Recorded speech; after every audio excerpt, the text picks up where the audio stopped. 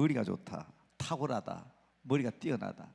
근데요, 다 그 사람이 그 사람입니다. 하나님의 첫째는 하나님의 은혜를 받아야 되고, 두 번째로는 하나님 주신 은혜를 통하여 자기가 그것을 어떻게 이용하느냐에 따라 달려 있어요. 어제 오후에 서울 시내 을지로에 있는 어느 교회에 가서 설교를 했습니다. 장로, 권사, 집사 임직식이 있었어요. 그 임직식 설교를 해달라 그래서 제가 부탁받고 갔습니다. 맨 처음 제가 뭐라고 얘기하면 이렇게 얘기했어요. 여러분 한번 따라해 보세요. 하나님의 일은 하나님이 하신다. 하나님의 일은 누가 해요? 하나님이 하십니다. 여러분 걱정하지 말아요. 하나님의 일은 하나님이 하십니다. 근데 나는 두 손 놓고 노느냐? 아니에요. 하나님의 일은 하나님이 하시는데, 다시 한번 따라 합시다. 하나님은 사람을 사용하신다. 하나님도 우리를 사용해서 일하신다고. 우리도 하나님 주신 은혜를 사용하고 이용할 줄 알아야 됩니다. 제가 어느 오후에 이런 얘기했어요. 젊은 부부들 혹시 자녀 교육 때문에 걱정이 돼서 기도하시러 오시는 분들을 위해서 제가 말씀드렸습니다.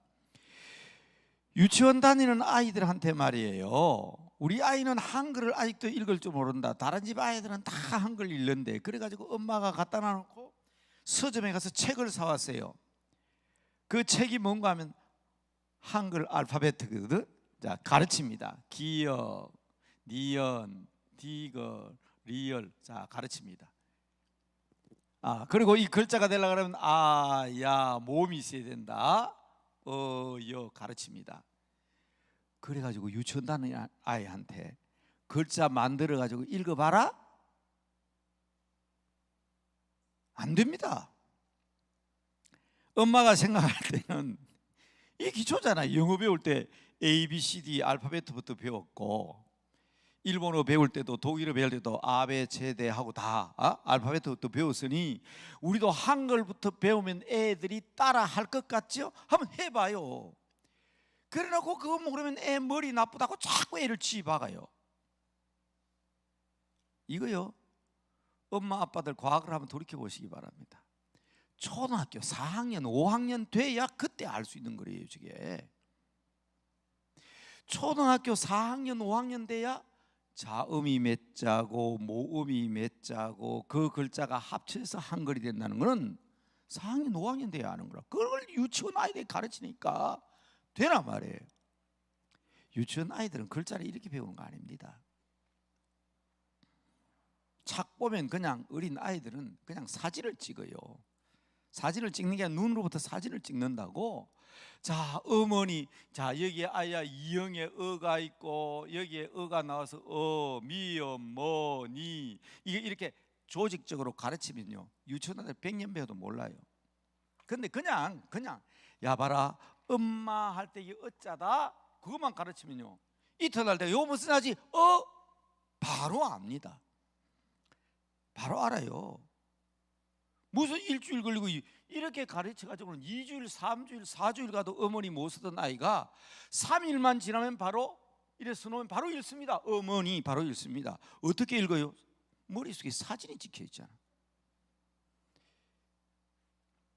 자, 우리 목사님들이나 성도님들 설교를 듣고 오래 기억하는 방법도 똑같습니다. 오늘 말씀 30분 들었다, 1시간 들었다. 자, 말씀 붙들고 기도합시다. 주여! 이러면 다 잊어버리는데,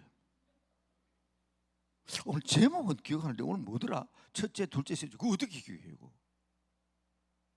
그것도 우리 기억에는 한계가 있어요.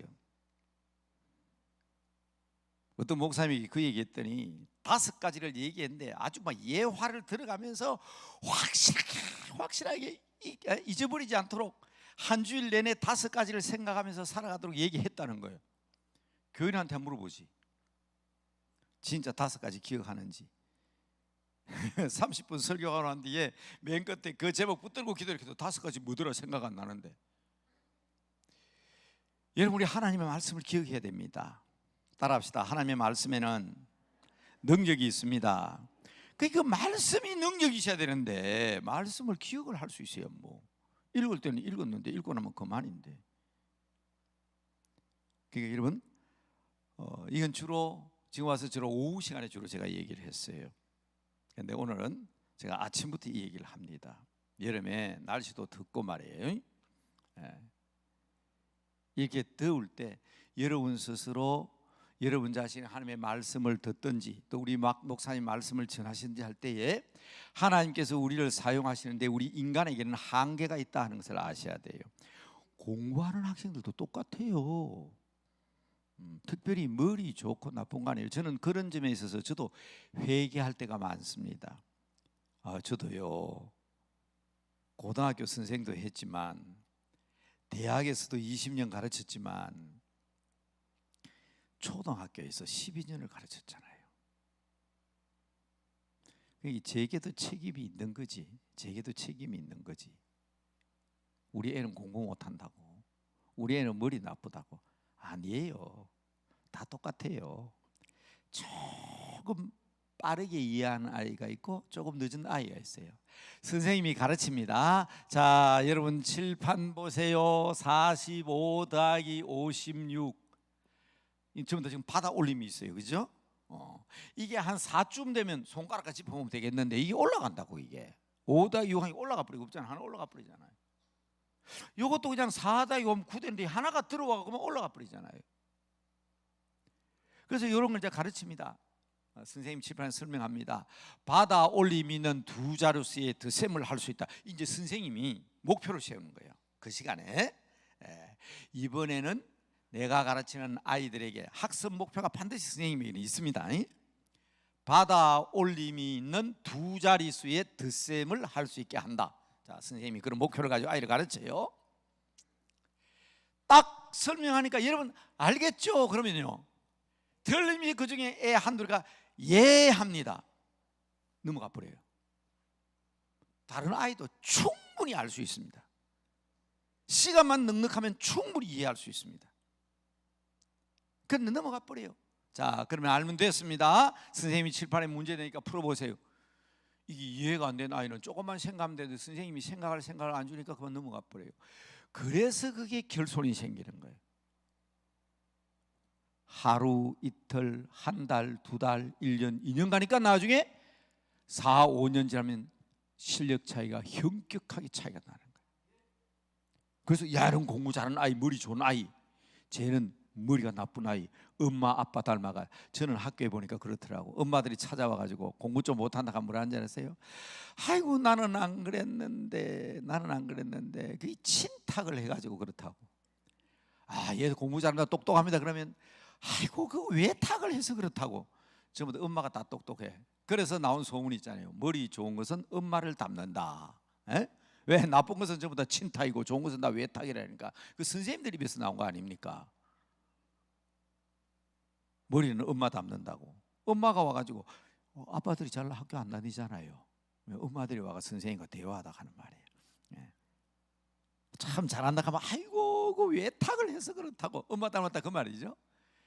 애가 뭐냐 아이고 그 친탁을 해가 그렇다고. 아니에요. 다 똑같아요. 여러분 제 말 이해가 되시는지 모르겠어요. 그놈의 공부 잘하는 몇몇 아이 얘가 문제예요. 얘가 알겠죠? 예. 다 대답한 거 아니에요. 지금은 뭐 애들 한 반에 20명도 안 됐는데 제가 여러분 초등학교 선생할 때는 저희 반 처음 받을 때 90명이에요. 90명. 교실에 들어가면 그냥 여름에 냄새가 확 납니다. 그냥. 그리고 그것도 오전반, 오후반 애들이 많았잖아요.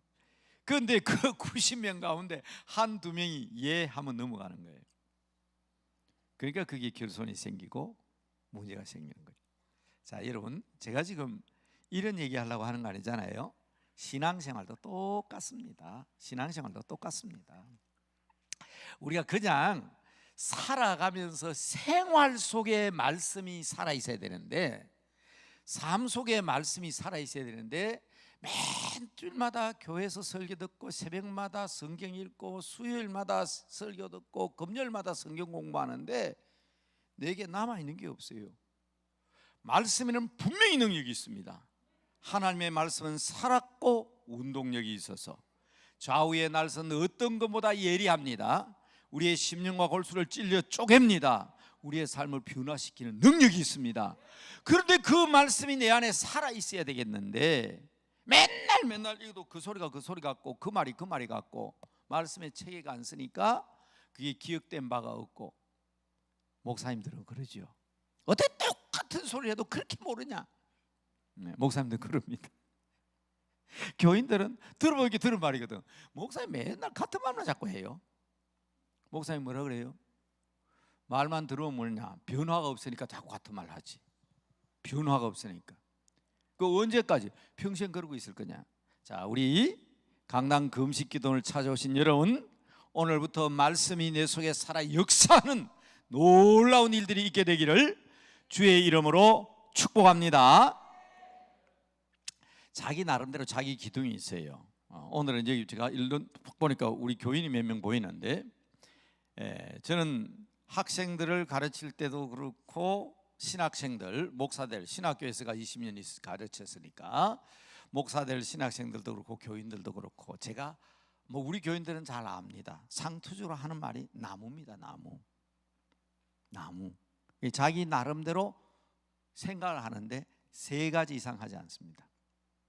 세 가지 이상. 그 세 가지의 구조도 또 우리 기도원에 오셔서 혹시 제 설교를 자주 들으셨던 분은 제가 얘기할 때 절대로 세 가지 이상 얘기하지 않습니다. 사람의 일상적인 뭐 공부하고 시험 치고 할 때야 5가지, 8가지, 10가지도 외워서 써야 되지만 시험 치니까 그렇죠. 근데 그거 오래 못 갑니다. 시험 치고 나면 잊어버리고요, 졸업하고 나면 잊어버리고요, 3, 4년, 4, 5년 지나가면 잊어버립니다. 근데 3개 정도는 명확하게 해놓으면요 절대로 안 잊어버립니다. 그래서 저는 학생들에게, 신학생들에게 가르칠 때도 그랬어요. 그 학생들이 되게 교육 전도사들이거든. 교회 가면 중학생, 고등학생, 초등학생 가르치는 사람들이라고. 뭐 얘기하면 그래요. 학생들이, 교수님 저는 이번 주일에 설교한다고 설교 준비 때문에 뭐 늦었고 설교 때문에 레포트 못 쓰고, 그런 얘기하면요 제가 하는 얘기가 있습니다. 야, 너 어느 수준으로 가르치냐? 내가 확실히 알지 못하는 것을 가르치지 마라. 그거는 구름 잡는 것 같다. 나도 확실히 모르면서, 가령 전도사님이 알고 있는 신앙과 지식 수준이면 그 아이도 전도사 수준이잖아요. 그래도 뭐가 모자라가지고 목사님한테 강의 듣고 교회에서 설교 듣고 그런 내용이 있으면 그게 완전히 내 것 될 때까지 하는 게 훈련이지, 내가 전달하고 가르치려고 할 때에 내가 모르는 것 가르치면 그게 허점이 생기고, 내가 알지 못하는 것 가르치면 그게 가짜가 생기고 문제가 생기는 거예요. 어머니, 아버님들, 자녀가 부모보다 나아야 하고 제자가 스승보다 나아야 하고, 그래야 발전이 있고 성장이 있습니다. 그렇죠? 과거보다 미래가 나아야 합니다. 그래서 내 자들이 나아야 하는데 그것을 내 지식과 내 학문에, 그리고 내가 알고 있는 은혜의 수준에 가두려고 하면 안 됩니다. 그들은 그들이고 나는 나고 하나님께 주신 은혜는 다르기 때문에 내가 할 수 있고 아는 한도 내에서 분명히 하라는 겁니다. 자, 저는요 지난주일 저주일 거의 3주일 연달아서 저는 그런 얘기했어요. 우리 교회도 여름에, 뜨거운 여름에 집회를 계획하고 있거든요. 그래서 제가 가지고 있는 생각은 그렇습니다. 노아 홍수 때 방주에 들어가지 않은 건 다 죽었어요. 기린도 사슴도 노루도 뱀도 사자도 다 방주 안에 다 들어갔습니다. 사람도 다 들어갔어요. 무릇 숨을 쉬는 동물들은 다 방주에 들어갔어요. 그러나 동물 가운데 방주에 들어가지 않은 동물이 있습니다. 뭐요? 물고기. 한번 보세요. 성경 잘 읽어보세요. 방주에 고래가 들어갔습니까? 숭어가 들어갔습니까? 잉어가 들어갔습니까? 하늘에서 비가 떨어져 가지고 온통 물 세상이 되는데 누구 세상이요? 물고기들이 세상이요. 그러니까 물고기들은 방주에 안 들어갔어요. 하나님께서 무지개를 보여주시면서 다시는 물로 심판하지 않겠다 그랬습니다. 여러분, 홍수로 난리가 나고 개인적으로 혹 개인적인 심판을 받아가지고 고난 물난리 때문에 고난 당하는 사람이 있는가 모르지만은 우리 하나님의 약속은 앞으로의 심판은 불심판입니다. 이길 수 있는 방법은요, 불보다 더 뜨거우면 되는 거지. 불보다 더 뜨거우면 되는 거지. 그래서 우리는 불 받아야 하는 거예요. 성령 받아야 합니다. 능력 받으시기 바랍니다. 여러분, 우리는 성령 받은 우리는 불심판이 두렵지 않습니다. 불로 충만하게 하소서. 불로 충만하시기 바랍니다. 성령으로 충만하시기 바랍니다. 그래서 저는 여름에 이랬습니다. 우리 교인들한테 아마 올 여름은 어마어마하게 더울 거랍니다. 그러면 더위보다 더 뜨거운 성령과 신앙으로 무장하자. 그래서 이번 여름에 한여름에 제일 더울 때 제 교회 부흥회 합니다. 얼마나 좋습니까? 교회 오면 에어컨 안 되는 교회 없잖아요. 저희 교회는 돌로 돼 있어가지고 더 시원하다고. 에어컨을 안 틀면 되지만 에어컨만 돌아가면 막 시원합니다. 그런 곳에 와서 불의 능력 받고 은혜 받고, 그래서 하나님 앞에 영광 돌리고 세상에 나가서 뜨거운 성령의 능력으로 승리하자. 그런데 그 얘기를 하면서 계속 제가 강조한 것이, 가만히 생각하면 제 신앙적인 내용, 제가 강의하는 설교 내용 다 얹혀지는 게 있습니다. 그게 뭔가 하면 나무입니다. 나무. 예레미야서 17장 7절 8절에 보면, 예레미야서 17장 7절 8절에 보면, 제가 사람 이름 참 잘 못 외우거든요. 정말 못 외웁니다. 깜짝 놀랄 정도로 못 외웁니다. 20년 30년 같이 살아온 사람도 이름 얘기하면 성을 대고 바꿔버리고 그럽니다. 그런데 어떻게 이런 성경 구절은 안 잊어버리냐? 저 그러잖아요. 예레미야서 17장 7절 8절 그러잖아요. 뭐 나무가 나온다고. 나무가 뿌리가 든든하고, 가지가 건실하고, 잎이 청청하고, 열매를 많이 맺고. 그래서 벌써 저는 항상 무슨 것이든지 어떤 원리인지 처음에는 뿌리가 있어요. 뿌리가 근본이 있다. 이 근본, 뿌리 근자죠. 근본이 있다는 거예요. 근본. 신학에도 가장 중요한 것은 근본이 있어요. 이게 뭐겠습니까? 말씀인데, 성경 말씀인데, 우리에게 있어서는 예수 그리스도를 믿는 믿음, 이 가장 근본입니다. 이게 든든하면요, 이 뿌리가 든든하면, 예레미야서 17장 8절에 뭐라고 얘기합니까? 가뭄에도 견딜 수 있는, 가뭄에도 청청할 수 있는 것은 이 근본이 튼튼해야 되는 거예요. 그래서 항상 우리가 신앙생활을 할 때 하나님 앞에 우리의 가장 중요한 신앙의 근본이 말씀에 있음을 알고, 또 이 모든 사건의 근본적인 문제가 뭐냐면 뿌리를 늘 생각하셔야 돼요. 그리고 이 뿌리로부터 영양가를 공급해가 잎이 청청하기 위해서는 이 줄기가 튼튼한데, 이게 역사란 말이에요. 이게 역사란 말이에요. 히스토리, 역사란 말이에요. 이 가문의 전통이 있고, 민족의 전통이 있고, 2000년 기독교의 역사가 있고, 우리 교회 60년, 70년, 100년 우리 교회 역사가 있고, 여러분 결혼해서 결혼 30주년, 20주년 그럴 때 살아온 그 모든 과정을 통해서 하나님께서 우리에게 주신 은혜가 있다고. 그럴 때 그 결과로 나타나는 게 뭡니까? 실제적으로 이거 없으면 안 되거든. 이게 열매잖아요. 열매. 프랙티컬한 실제적인 열매. 항상 이것이 왔다 갔다 하다 보면, 저는 공부를 할 때도, 학교에서 공부를 할 때도 그랬습니다. 예수는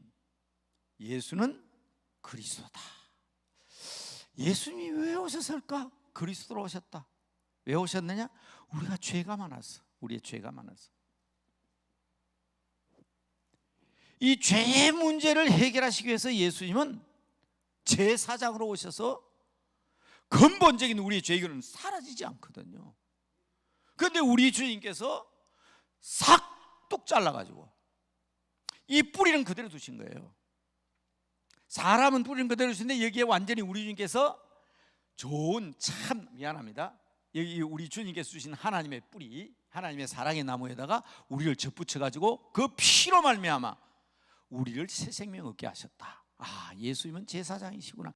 세 가지 이상 얘기 안 합니다. 보세요. 예수는 그리스도다 할 때 우리 신앙의 뿌리가 여기 있거든.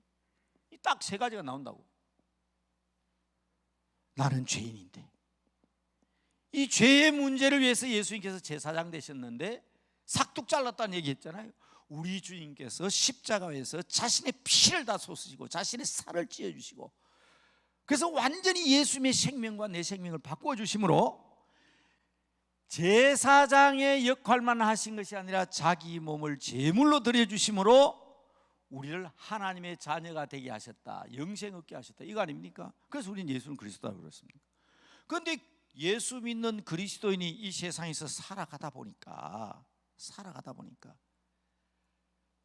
뭘 알아야 되겠단 말이에요. 뭘. 그래서 여러분 학교에도 공부를 어린 아이들 공부를 시키고 세상 사람 배우잖아요. 그러니까 우리는 무지한 사람들인데, 더 쉽게 말다 좀 가감하게 얘기합시다. 우리는 무식한 사람들인데 예수님이 우리의 선지자 뭐가 되세요? 선생님이 되셔가지고 우리를 가르쳐 주시니까, 우리를 깨닫게 해주시니까. 그래서 예수는 그리스도다 할 때 우와, 그분이 선생님이시네, 그분이 나와 함께 하시고 나를 가르쳐 주시네, 이거 아니에요? 그런데 인간은 아까 말했던 한계가 있어요. 한계가, 자기 지식에 한계가 있어요. 자기 능력에 한계가 있어요. 내 힘으로 안 되는 일이 있어요. 아둔해요. 아둔해. 그러니까 쓰러지고 넘어질까 봐 뭐예요? 우리를 다스려 주시는 왕으로서 다 이 가르치십니다. 선생이죠. 선생.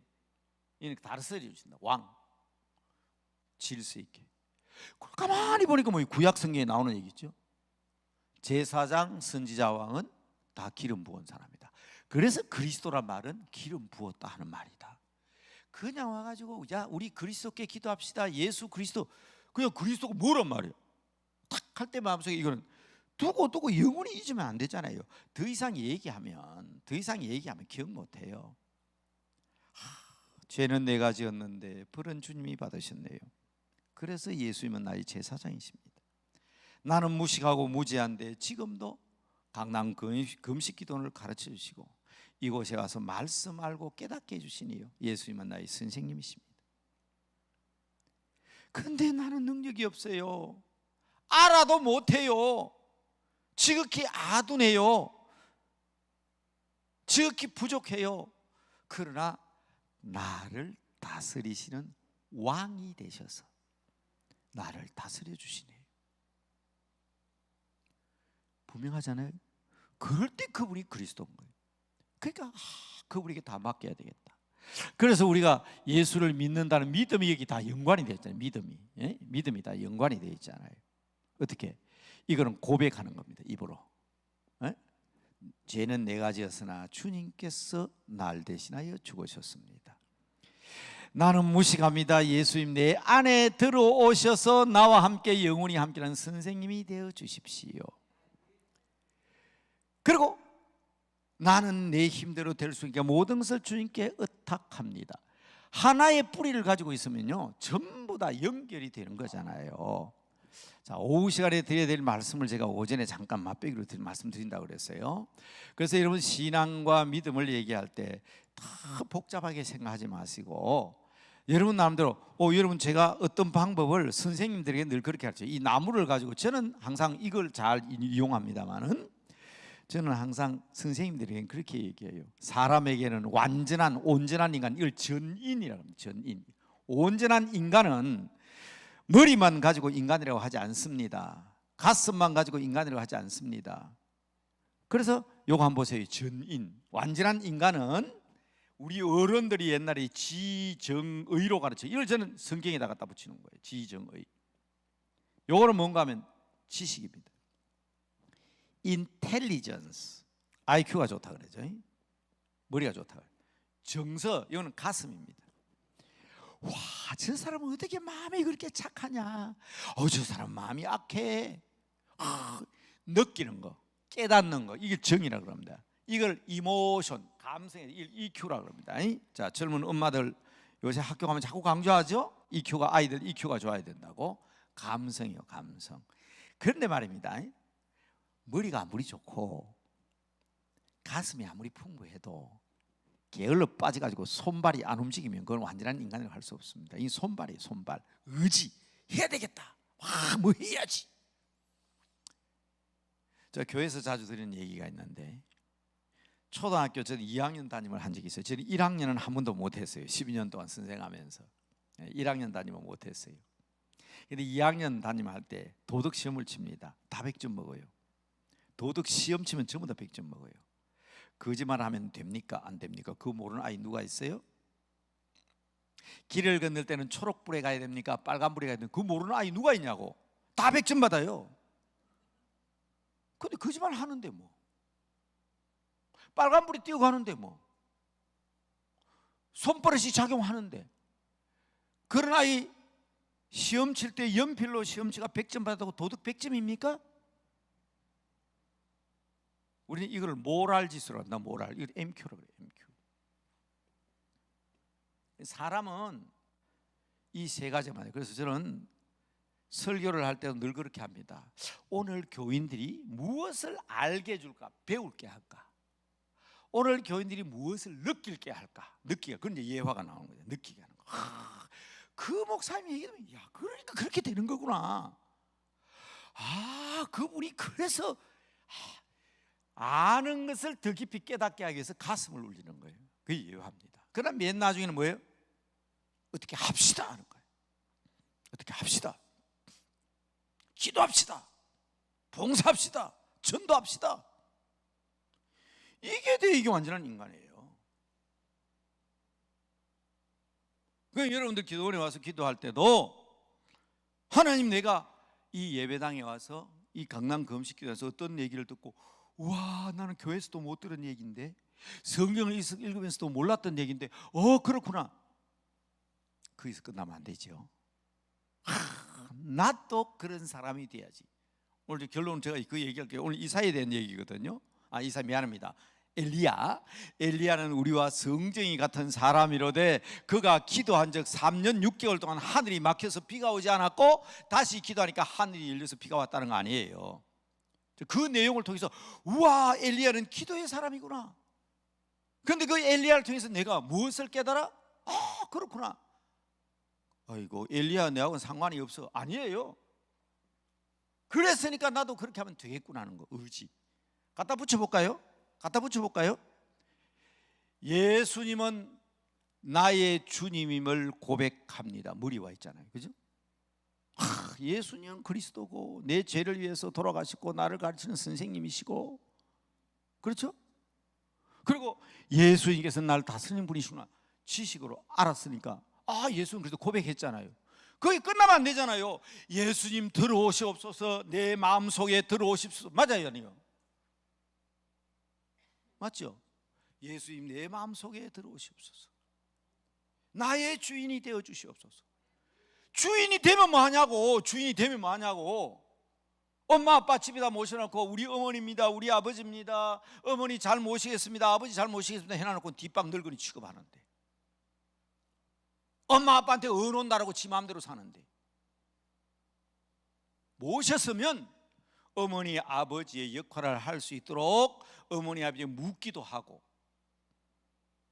어머니 아버지 대접도 해드리고, 어머니 아버지 교훈을 받기도 하고, 그래야 그거 엄마 아빠 모시고 있는 것이지. 모시고 놓으면 뭐 하냐고. 모시고 놓으면, 마음속에 가슴에 모시면 뭐 하냐고. 우리 엄마다 아빠다 알면 뭐 해요? 예수님이 나의 주님다 알면 뭐 하냐고. 예수님 내 마음속에 모시면 뭐 하냐고요. 이 중요한 거 아니에요. 마지막 의탁해야지, 맡겨야지 주님 앞에. 그러니까 여러분, 이 나이 많은 어른들 계시나 모르지만, 내 자식들 날 뒷방 늙은이 취급한다, 자식들 섭섭하다 하지 마시고, 내가 주님을 내 마음속에 모셔놓고 내 자식들이 내게 대하는 것처럼 나도 하나님을 섭섭하게 한 적이 없는가를 생각하셔야 합니다. 이게 우리의 손발이라고. 손발. 머리와 가슴만 가지고서 완전한 사람이 아니에요. 손발이 따라가야 되는 거예요. 내 모든 일을 주님께 맡깁니다. 하나님의 일은 하나님이 하신다 하셨으니 나는 하나님의 종이고 하나님 쓰임받는 도구입니다. 하나님 말씀하여 주시옵소서, 말씀대로 따르겠습니다 하는 의지, 확고. 그게 믿음이지. 어떻게 한 가지만 가지고 믿음입니까?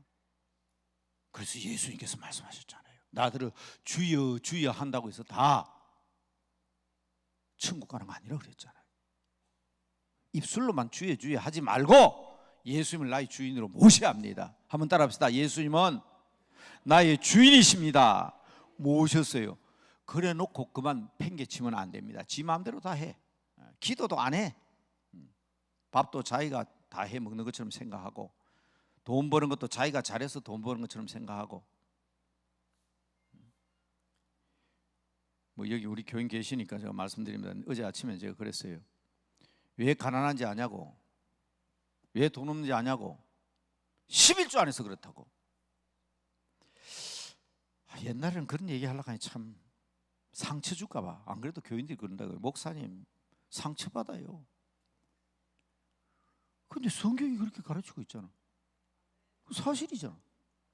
오늘 여기도 혹시 와서 그 말 듣고 상처받은 사람 있는가 모르겠어요. 그러나 냉철한 마음으로 생각해 보시기 바랍니다. 냉철한 마음. 우리 겪어봤잖아요. 2년 반 동안 하나님의 능력이 얼마나 무서운지 겪어봤잖아요. 뭐라고요? 뭐 인공지능? 과학시대? 디지털? 똑똑하다고 온갖 소리 다 하고 떠들어 사더니 그냥 뭐 눈에도 안 보이는 바이러스 침략 받으니까 뭐 인공지능이 무슨 소용이고 디지털이 무슨 소용이 있어요. 제가 필요 없다는 거 아니에요. 하나님께 주신 지식이기 때문에 인공지능도 필요하고 디지털도 필요하고 과학도 필요합니다. 그러나 그게 다가 아니에요. 겪어봤으면 알아야지. 이야, 하나님의 말씀뿐이구나. 주님의 말씀이 다 하실 수 있는 거구나. 돌아가야 된다고. 어디로? 2년 반 전으로 돌아가야 된다. 하나님 우리 교회를 2년 반 전으로 돌아가게 하십시오. 그렇게 기도하는 사람이 있습니까? 큰일 납니다. 2년 반 전으로 돌아가면 안 돼요. 2년 반 전으로 돌아가면요, 하나님이 더 큰 재앙 내리십니다. 2년 반 전이 어떤지 여러분 아세요? 과학 최고, 지식 최고, 인간 최고, 인간지능 최고, 음란, 향락, 부패, 부정, 교회 비하, 교회 폄훼, 예수님에 대한 모욕, 비난. 만약 그 시대로 돌아가면 하나님은 코로나보다 더 큰 재앙을 내리실 겁니다. 경고하고 있어요. 지금 하나님이 경고하고 있어요. 너 코로나 때문에 2년 반 동안 고생했지? 자, 말 안 들으면 더 큰 거 준비하고 있다. 텔레비전 보세요. 지금 준비하고 있다고 말씀하시잖아요. 그리고 우리 회복해야 되는 것은 이 2년 반 전에 코로나 이전으로 돌아가는 회기가 아니고요, 하나님의 말씀으로 돌아가야 합니다. 신앙으로 돌아가야 합니다. 믿음으로 돌아가야 합니다. 그게 회복이에요. 그게 회복. 핑계하면 안 돼요. 정말 핑계하면 됩니다.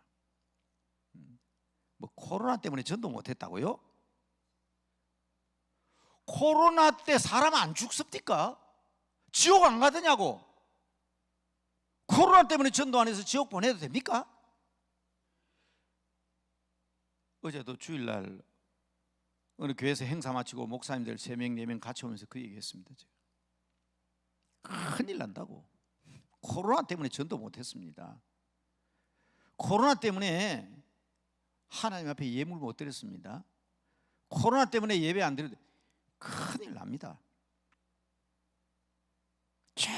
정말 중요한 때는 이때라고요. 지금이 제일 중요한 때입니다. 강남 금식기도에 찾아오신 여러분들, 지금이 여러분 가정과 여러분 교회와 그리고 여러분 사업이 복받을 때인 줄 믿으시기 바랍니다. 지금이 가장 적기입니다. 바로 이런 때에 정신 차리고 하나님 앞에 바로 서면 어둠이 짙을수록 빛이 더 빛난다고 제가 얘기했어요. 보세요. 세상 사람들은 세상이 어둡다고 그럽니다. 그래요.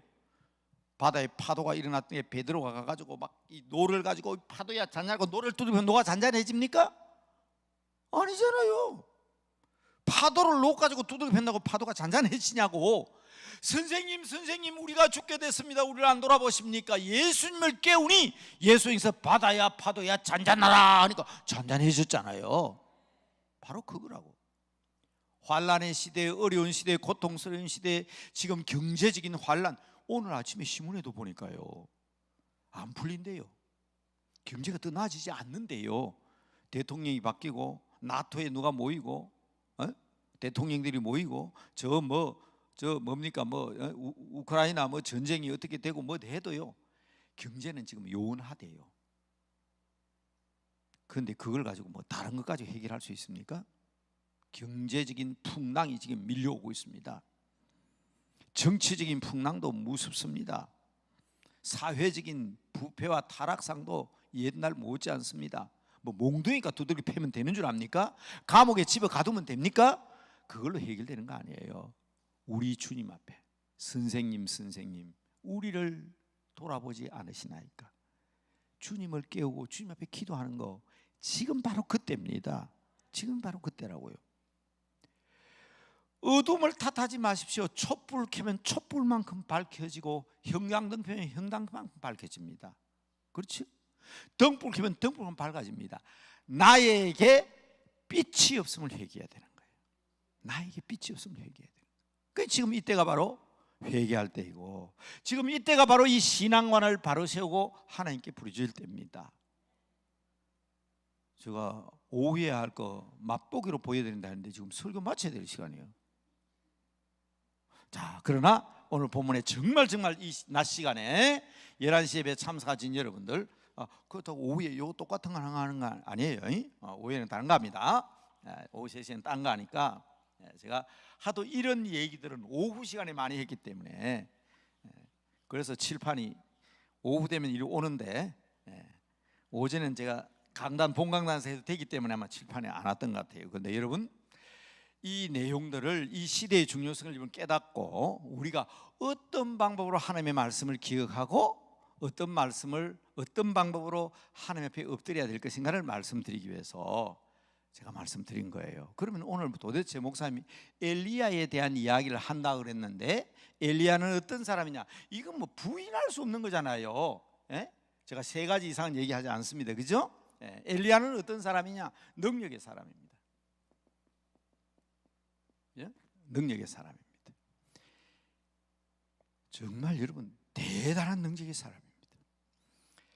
예수님께서 변화산에 베드로와 야고보와 요한을 데리고 올라갔는데, 그러니까 모세가 와 있고 엘리야가 와 있는 거예요. 구약 선지에 그렇게 선지자가 많았는데 신약의 말입니다. 그 변화산에, 변화된 그 산은 제자들에게 예수님께서 먼저 보여주신 천국입니다.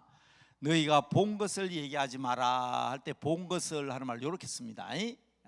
저 위에 이렇게 혹다리가 붙었어요. 오 위에 헬라어입니다. 영어 아닙니다. 이거 어떻게 읽느냐? 호, 여기 호자입니다. 요거 라, 여기 마입니다. 호라마. 너희가 이 산에서 본 것을, 너희가 이 산에서 호라마를 본 것을, 호라마. 영어로 이걸 뭐라고 쓰냐? 이렇게 씁니다. 영어로는 비전 이렇게 씁니다. 우리말로는 이 비전이라는 말을 사실 우리말로 정확하게 번역할 수가 없어요. 환상? 그건 좀 달라요. 환상은 그냥 헛것 보이는 것도 환상이잖아요. 그죠? 꿈, 그것도 한갓 꿈일 수도 있습니다. 소망? 그건 좀 달라요. 소망, 내 마음속에 뭔가 바라는 게 소망이거든. 그걸 다 합친 말이 비전이란 말입니다. 그게 호라마예요. 그러니까 저는 이 베드로와 야고보와 요한이 예수님과 함께 변화산에서 본 그 모습을 저는 뭐라고 해석하느냐? 천국을 먼저 보여주신 거예요. 천국을, 하나님 나라를 먼저 보여주신 거예요. 그런데 그게 누가 나타났느냐? 모세, 구약에 예수님만큼은 따라올 수 없지만 히브리서 보면 모세는 종이고 예수님은 주인이에요. 그러니까 모세와 예수님과 비교할 수 없습니다. 그래서 히브리서의 주제는 모세보다 탁월하신 예수님이에요. 히브리 민족 유대인들에게, 히브리서는 히브리인들에게 보낸 편지입니다. 그러니까 유대인들이 너희는 모세가 최고라고 하는데 모세보다 탁월한 분이 예수님이다. 그게 히브리서입니다. 한마디 한마디 하는 거지만 잘 기억하시고 읽으셔야 돼요. 그 내용만 알고 읽어도 히브리서가 그렇구나 알게 될 겁니다. 그죠? 그런데도 불구하고 구약 시대는 모세가 최고잖아요. 그런데 거기에 다윗도 아니고 예레미야도 아니고 여호수아도 아니고 엘리야가 있다. 엘리야. 그게 엘리야 대단한 사람이에요. 대단한 사람입니다. 자, 능력에 대해서는 좀 이따 말씀드리고요. 자, 예레미야가 이러한 능력을 가지게 된 것은 뭐예요? 기도의 사람입니다. 그죠? 기도의 사람. 정말 기도하는 사람입니다. 기도의 사람. 능력의 사람이요, 기도의 사람입니다. 무엇보다도 엘리야 하면 그 영적 지도가, 영적인 능력이 대단한 능력과 같은 말이지만 그는 영적인 사람이다. 영의 사람이다. 그런데 제가 말씀드린 것은 이거 여러분 다 아는 거지. 그런데 오늘 우리가 강남 금식기도에 와서 기도하면서 그래 이 사람이 뭐 3가지 이상 안 쓰겠습니다. 더 많은 거 있지만은 능력의 사람이요, 기도의 사람이요, 영적인 지도자인데 그래서 어떤 말입니까? 우리가 꿈도 못 꾸는데. 제가 비교하면서 여러분들 오늘 드리고 싶은 말씀은 뭔가 하면 엘리야는 그렇게만 보지 마라 이 말이에요. 오늘 야고보서 5장 17절 18절에서 엘리야는 어떤 사람이라 그랬습니까? 우리와 뭐가 똑같다고? 성정이 똑같다 그랬습니다. 성정이. 우리와 성정이 똑같다. 우리가 똑같은 인간이다 이 말이에요. 근데 여러분 여기에 그치지 않습니다. 엘리야는 어떤 사람이냐? 촌놈입니다. 촌놈. 제가 촌놈이라 쓸 수 없어서 다른 말로 쓸게요. 디셉 사람. 이 말이 여러분 디셉 사람 엘리야는 이 말이 촌놈이란 말이에요. 시골뜨기란 말입니다. 성경에는 예수님 당시에 십자가 메고 할 때 촌놈 하나가 등장하죠. 구레네 사람. 시골뜨기. 시골에서 서울 구경 왔다가 사람들이 몰려 있어서 구경하려고 앉았는데 예수님이 쓰러지고 넘어지고 자빠지고 하니까 군병들이 보고 이거 도저히 십자가를 저 언덕까지 못 메고 가겠다. 밤새도록 신문당하고 채찍에 맞고 피 흘리고 그 건장한 예수님이 초죽음이 돼가지고 그 십자가를 메고 가다가 넘어지고 자빠지고 쓰러지니까 군병들이 자기가 메고 가려 해도 그 십자가 사람을 매달아 죽이는 십자가니까 얼마나 큽니까? 그죠? 자기들이 메고 갈 수 없고 하니까 보니까 시커먼 놈이 하나 앉아있어. 시골에서 온 놈이 힘께나 쓰게 센 놈이. 그래서 구레네 시몬을 가지고 야 넌 일 나와라. 그래가지고 재수 없게 걸려가지고 십자가 메고 가잖아요. 그 구레네 사람 하는 말은 촌놈의 상징적인 용어입니다. 어디에 또 나오냐? 사도행전 13장에 보면 나와요. 안디옥 교회에 보면 구레네 사람이 나와요.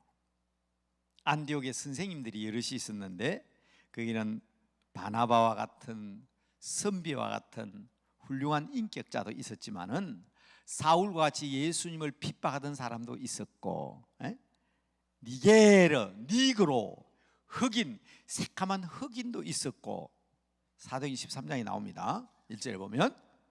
근데 거기 보니까 구레네 사람이 나와요. 좋은 놈도 있었다 그 말이에요. 근데 그걸 구약성경이 디셉 사람이라고 그랬어요. 이 안 가본 사람은 잘 몰라요. 성지순례를 간 사람들은 요단강 동쪽으로 가게 되면 대개 이제 그 요단강 건너기 전에 느보산에서 모세가 멀리 가나안 땅을 바라보고 느보산에서 죽잖아요. 그 주변 지역을 돌아보게 되는데 거기에서 대개 안내자들이 저곳이 디셉입니다 하고 가르쳐줘요. 그러니까 그 동쪽에 있는 마을 가운데 도시가 아닙니다. 산골 시골입니다. 거기에서 사마리아까지 가려고 그러면요, 아합 왕까지 가려고 그러면 산 넘고 물 건너야 됩니다. 산을 넘고 고개를 넘어서 요단강을 건너서 그리 가야 됩니다. 그러니까 이 엘리야가 이 촌놈이 하나님의 음성을 들으니까 하나님의 말씀에 거역할 수 없어서 사마리아까지 아합 왕까지 가잖아요. 이세벨에 거느리고 있는 바알 선지자와 이단 선지자 850명과 갈멜산까지 가서 갈멜산에서 경쟁하잖아요. 그건 촌놈이에요, 촌놈. 자, 세 번째는요. 자, 여기에서 우리 능력이라 할 때에 변화산에 나타났다고 능력이 아니고, 이 엘리야가 능력의 사람이라는 것은 한번 생각해 보세요. 그 바알 선지자 850명하고 850대 1로 경쟁을 하는데 그 850명이 부러짓고 나중에는 불이 안 내려오니까, 하늘에서 불이 안 내려오니까 칼을 가지고 자기 몸을 해하면서 자기 신들의 이름을 부르고 그러잖아요. 그런데 아무 흔적이 없죠. 그런데 엘리야는 어떻게 합니까? 장작을 쌓아놓고 거기다가 물을 갖다 붓고 도랑에다가 흥건하게 물을 갖다 붓고 하나님 앞에 나의 하나님하고 기도하니까 하늘에 불이 내려와 가지고 도랑에 있는 물까지 다 태우잖아요. 그래서 그 850명 무찌릅니다. 그 소식을 누가 듣습니까? 이세벨이 듣잖아요. 내가 섬기는 신의 선지자 850명을 기손가에서 다 죽였다. 이놈, 내가 엘리야를 잡으면 엘리야의 목숨을 거두겠다. 그러니까 혼비백산에가 도망을 갑니다. 우리가 생각할 때는 능력의 사람이요, 기도의 사람이요, 영적인 능력이 대단한 엘리야 같지만은 우리와 성정이 같다. 얼마나 대단한 촌놈이냐, 그 정도가 아니고 가장 무서워서 도망갔는데 어디까지 도망갔냐? 이것을 오늘날 정신의학을 연구하는 사람들이 얘기할 때 이 사람 우울증 걸린 사람이라고 했잖아요. 환자예요, 환자. 제가 우울증이나 말을 안 쓰겠습니다. 환자예요, 환자. 어느 정도 환자냐? 자살을 시도할 정도로. 내가 자기 스스로 자기 목숨을 끊지는 않습니다. 그죠? 자기 목숨 끊으면 안 되죠, 지옥 가니까. 근데 내가 여기서 죽기를 원합니다. 하나님, 내가 죽을랍니다 하고 그러잖아요. 그 정도로 무서워서 도망간 사람입니다. 제가 이런 강조하고 싶거든. 이것보다 이걸 좀 강조하고 싶어요. 오늘 본문에서도 야고보가 강조하는 것은, 야고보는 예수님의 동생입니다. 야고보서에 나오는 야고보는 예수님의 동생입니다. 예수님의 제자 야고보는 제일 먼저 순교했습니다. 헤로드 왕이 목을 잘라버렸잖아요. 그래서 야고보는 순교했고요. 예수님의 동생 야고보입니다. 야고보서 1장을 딱 읽어보면요, 참 자기 형이잖아요. 같은 마리아의 어머니에게 태어난 야고보가 어릴 때 형님하고 형하고 따라다녔을 텐데 예수님을 위대한 그리스도 구주로 고백합니다. 그래서 우리는 이 야고보서 1장 1절 한 절만 읽어도요, 이야, 같이 자란 동생 야고보가 예수님을 하나님으로 인정하고 주로 고백하고 자기는 사도의 한 사람으로서 흩어져 있는 유대인 지도자들에게 이 편지를 쓴다 시작한 게 야고보서입니다. 그래서 여러분, 야고보서도요, 그 내용을 알고 읽으셔야. 제가 언젠가 벌써 2, 3년 됐으니까 기회 있으면 또 한 번 더 말씀드리겠습니다. 성경을 제목을 알고 읽는 것과 그냥 읽는 것은 전혀 다르다고 창세기부터 요한계시록까지 제가 한번 쫙 여기 와서 한번 얘기한 적이 있어요. 창세기는 시작의 책, 출애굽기는 해방의 책, 레위기는 제사의 책, 예배의 책이죠. 민수기는 우리 인생 여행기, 신명기는 모세의 유언, 여호수아 정복, 사사기 암흑시대, 그렇게 쭉 제가 말씀드린 적이 있어요. 그 제목을 알고 읽어야 성경 내용이 이해가 돼요. 신약에 오면 뭐라 그랬죠? 마태복음은 왕이신 예수님, 마가복음은 종이신 예수님, 누가복음은 사람이신 예수님, 요한복음은 나는 나다, 나는 길이다, 나는 진리다, 나는 생명이다, 나는 나다. 이 요한복음의 주제입니다.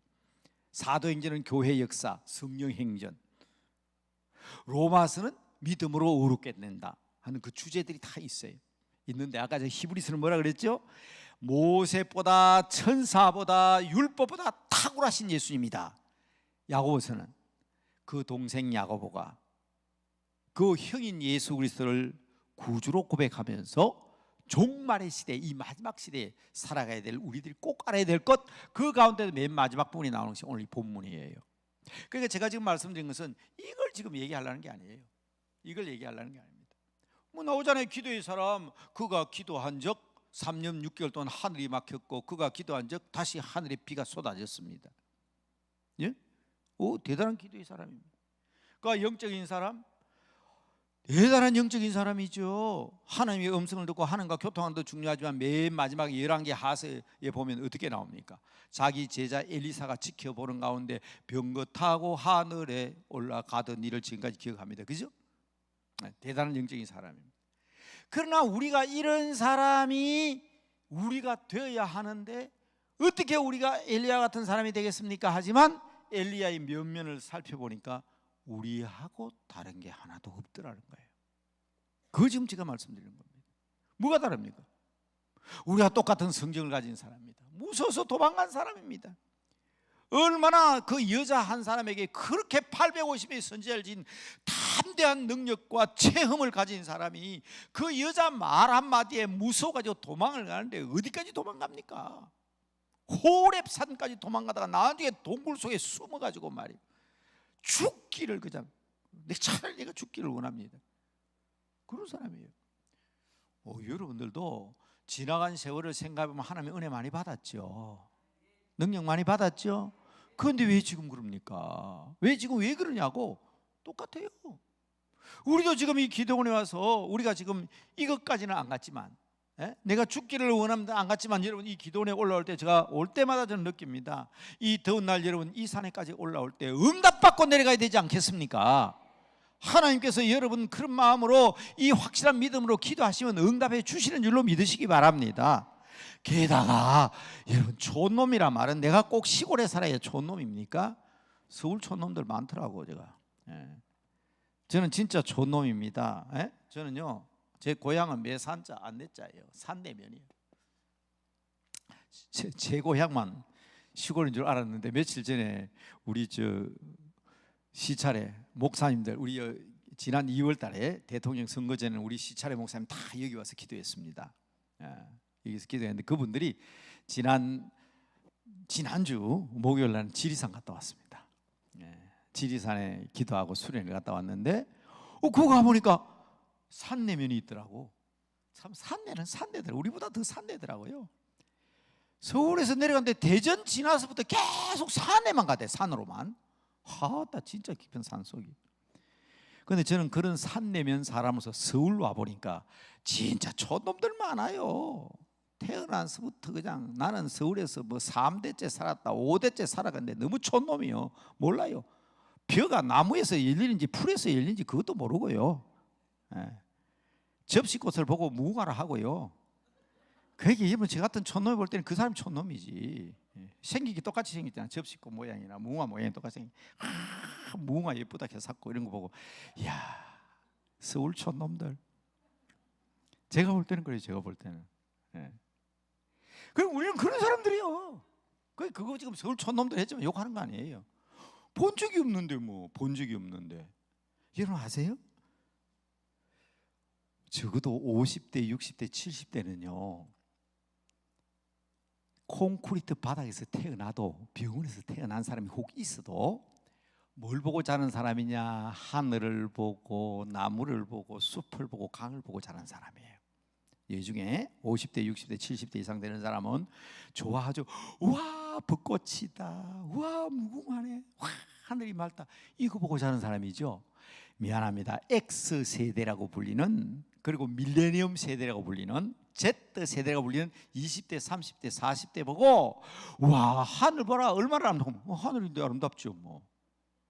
한번 물어보세요. 다 그런 건 아니지만 이 사람들은 뭘 보고 자랐기 때문에 그러냐면 콘크리트를 보고 자라서 그래요. 숲에서 혹시 산에 등산 가가지고 산에서 태어나고 강가에 캠핑 갔다가 강가에서 태어난 아이가 있다 할지라도 그 아이들은 학교도 가도 콘크리트, 교실 바닥도 콘크리트, 길바닥도 콘크리트, 시골에 가도 전부 다 아스팔트예요. 걔들은 MZ세대는 50대, 60대, 70대 같은 감정은 없습니다. 감정 없어요. 그러니까 제가 지금 촌놈이다 뭐다 해도 그거 먹어도 돼. 밥 먹으면 되지. 꼭 밥만 먹고 살면 되나? 커피만 마셔도 되는데. 우리 교회에서 말입니다. 수요일마다 직장인 예배를 드리거든요. 코로나 직전까지 우리는 국밥 해줬어요. 국밥. 그러니까 직장인들과 국밥 좋아했어요. 그런데 코로나 끝나고 다시 예배를 시작했는데 김밥 나눠줘도 별로 인기가 없고 주먹밥 나눠줘도 별로 인기가 없어요. 그래서 제가 뭘 했는가 하면 그거 저 커피 좀 끓여주면 안 되나? 저 커피 할 수 있는 거 좀 하면 안 되나? 우와, 지난주에 그거 커피를요, 도시락은 안 받아가는 사람, 주먹밥은 안 받아가고 김밥은 안 받아가는 사람이 있는데 그건 안 들고 가는 사람이 없어요. 다 받아서 들고 가요. 이게 여러분 50대, 60대, 70대하고 다른 거예요. 50대, 60대, 70대는 만 원짜리, 7천 원짜리 밥 먹고 저 커피에 가가지고 500원짜리, 1000원짜리 믹스 커피 빼 드시지만은 지금 젊은 세대는 500원짜리, 600원짜리 컵 라면 먹고 7,000원짜리, 8,000원짜리 커피 마시는 세대예요. 맞죠? 달라요. 여러분 집에 있는 자녀들이면 외국인이에요. 외국인. 그래서 저는 제 아들, 딸도 40대지만은 그런 대화 안 합니다. 그냥 맡겨놔요. 신앙과 믿음과 기도만 하지 그런 데 대해서 이제 간섭하지 않습니다. 심지어 부부끼리 조금 다퉈가지고 제게 전화를 걸어도 대꾸도 안 합니다. 편 안 들어요. 나중에요, 딸 편 들거나 사위 편 들면 나중에 따돌림 받아요. 자기 딸이지만은 막 딸이 아빠 우리 신랑이 이런데 아빠 좀 말려주세요. 그러다가 남편 욕하면요, 나중에 둘이 사이 좋아지면요, 저 신랑이 더 좋은데 저거 아빠가 신랑 욕했다고 대든다고. 아셔야 돼요. 그래서 저는 딱 한 번 그런 전화 받았는데 오히려 제가 그랬어요. 너 신랑 세상에서 최고다. 니한테 그런 말 한 건 본심이 아니다. 남자는 본심이 따로 있고 바깥에 말하는 게 따로 있다. 그것만 듣고 섭섭해하지 말고 본심을 생각하고 남편 사랑해라. 그랬더니 문자가 왔는데요, 오리 주둥이, 이거 보냈다. 오리 주둥이. 아빠가 자기 편 안 들어주고 신랑 편 들어줬다고. 그랬으니까 제가 다행이지, 만약에 너그 신랑 전화 한번 바꿔봐라 하고 신랑한테 욕했더라면 저는 이제부터 그냥 사위하고 딸한테 그냥 따돌림 받는 거예요. 그냥. 외국인이에요. 여러분 잘 하셔야 돼. 잘 하셔야 돼. 그런데 지금 제가 무슨 얘기 하려고 그래요? 알파 세대가 있어. 알파 세대. MZ 할 때는요, 이 A, B 알파벳 Z까지 다 나왔잖아요. X, Y, Z가 다 나왔어요. 이제 영어로 쓸 게 없어. 그래서 지금 어린 세대를 알파 세대라고 합니다. 한 중학교 1학년에서 초등학교 그 이하의 아들. 얘들은요, 산, 강, 바다, 들 모릅니다. 콘크리트 관심 없습니다. 빌딩, 우와 50층이다, 우와 60층이다, 관심 없어요. 그거 본래부터 있었던 건데 뭐. 요거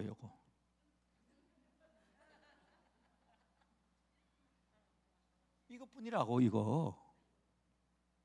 이것뿐이에요. 그래 또 다른 세대예요. 이 세대는 또 다른 세대예요. 여러분 우리가 정신 바짝 차려야 됩니다. 우리 자녀들을 위해서, 후세대를 위해서 복잡하고 어려운 것 줄줄줄줄줄 얘기해주고 다 이러고, 들을 때는 착한 아이들은 듣죠. 그러나 돌아서 꼰대.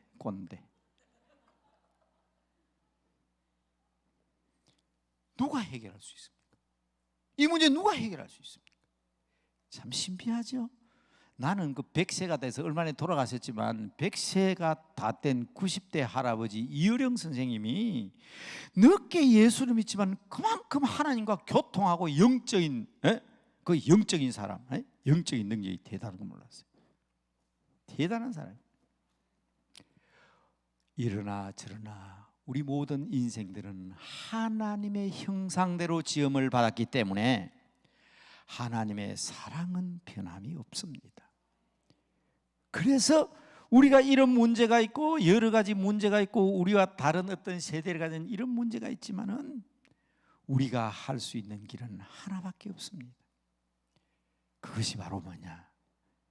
내 안에 계신 성령님 의존하고 그분에게 기도하고 그분이 해결해 줘야 되는 겁니다. 저는 50대, 60대, 70대 소위 산업화 시대나 베이비붐 세대를 통해서 목회했던 사람이고, 저는 이제 그 목회가 이제 끝나가는 사람이지만은 그러나 참 감사하고 감사하는 것은 뭔가 하면 27, 8년 동안 단임 목회하면서 느낀 게 하나 있어요.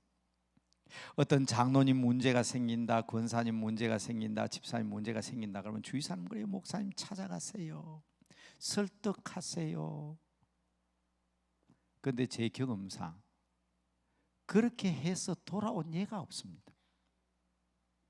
더 틀어지고 더 삐그러지고 더 토라지고, 오히려 그거 가지고 꼬투리자 목사님이 내게 찾아와서 무슨 말했다 그거까지 다 문제가 되더라고.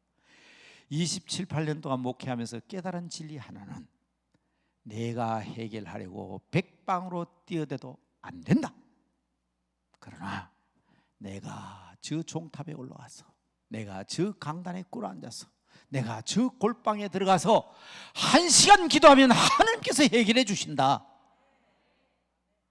그게 안 되면 식음을 전폐하고 금식하며 성경 읽으면, 나는 성경 읽고 하나님과 교통하는데 그 시간에 성경 읽는 나를 보시고 성령님께서 찾아가셔서 그 문제를 해결해 주시더라. 이게 우리의 경험이고 이게 우리가 살아가면서 배운 터득한 진리라면, 우리가 오늘 이 산에서 기도하지만 여러분 가정에 있는 자녀와 남편의 문제, 가족의 문제, 우리가 이 자리에서 기도하지만 하나님께서 해결해 주심을 믿으시기 바랍니다. 그래서 기도원 찾아오셔야 되는 거예요. 그래서 기도만 가까이 지내는 거예요. 교회 중요합니다. 여러분, 우리의 신앙생활은 교회 중심의 신앙생활이 돼야 합니다. 그러나 이러한 문제가 있을 때 우리가 엎드려야 될 부분이 어디냐? 분명히 하셔야 됩니다. 여러분, 지금 여기에서 기도하지만 내가 운영하는 회사, 내가 경영하는 사업장에는 내가 지금 여기 와 있고 거기에는 부장, 과장이 있지만은, 그러나 내가 여기에서 기도하고 하나님 말씀 듣고 예배드리는 순간 하나님께서 찾아가셔서 친히 사장 되어 주셔서 회사의 모든 문제를 해결해 주신다는 사실을 굳게 믿는 여러분들 되시기를 바랍니다. 그런 믿음으로 기도하시기 바랍니다. 여러분, 우리는 비록 여기에 속해 있다 할지라도 이 일을 이룰 수 있다는 것을 확실히 믿으시기 바랍니다. 능력 받으시기 바랍니다. 기도 응답 받으시기 바랍니다. 영적인 놀라운 역사를 체험하시기 바랍니다. 그래서 오늘 예레미야서 17장 8절에 나오는 것처럼 뿌리가 든든하고 견고한 신앙, 하나님을 믿는 굳건한 신앙을 가지고 있으면 기도의 아름다운 청청한 잎이 피고 열매가 맺어서 우리 아버지 하나님께서 여러분의 소원과 여러분의 기도를 다 들어 응답해 주신다는 사실을 믿으시고, 이 시간 다 같이 부르짖어 기도할 때 그 능력이 바로 여러분의 가정에, 여러분의 회사에, 여러분의 자녀들, 여러분 가족들, 여러분 하는 모든 일들 위해 나타난다는 사실을 믿고 부르짖어 기도하시기 바랍니다. 엘리야가 그 얼굴을 무릎 사이에 넣고 간절하게 기도했을 때 손바닥만한 구름이 떠올랐습니다. 그러나 그것이 소나기가 되어 뒤덮을 때 아합 왕이 말을 타고 가다가 비를 흠뻑 맞고 엘리야가 뛰어가는 광경이 성경에 나오지 않습니까? 바로 그 능력을 오늘 여러분들 집에 도착하기 전에, 여러분 회사에 도착하기 전에, 여러분 가족들 만나기 전에, 여러분 교회 가기 전에 이 모든 문제가 해결될 수 있는 놀라운 역사가 바로 이 갈멜산과 같은 아름다운 기도의 처소, 강남 금식기도원 이 처소에서 기도하게 되므로 나타나게 되고 이루어지게 되기를 주님의 이름으로 축복합니다. 축복합니다. 축복합니다. 두 손 높이 드시고, 두 손 높이 드시고 엘리야의 심정으로, 우리는 엘리야보다도 부족하지 않습니다. 엘리야나 다를 바가 없습니다. 우리는 엘리야처럼 디셉 사람입니다. 촌놈들입니다. 우리는 엘리야처럼 성정이 같은 사람입니다. 우리는 엘리야처럼 나약해서 아버지 하나님 나는 죽어야 됩니까? 어떻게 해야 됩니까? 이 문제 해결할 방법이 없습니다는 그 엘리야의 심정으로 간절히 부르짖을 때 이와 같은 능력이 나타나게 될 줄로 믿고 부르짖겠습니다. 다 같이 부르짖습니다. 주여, 주여,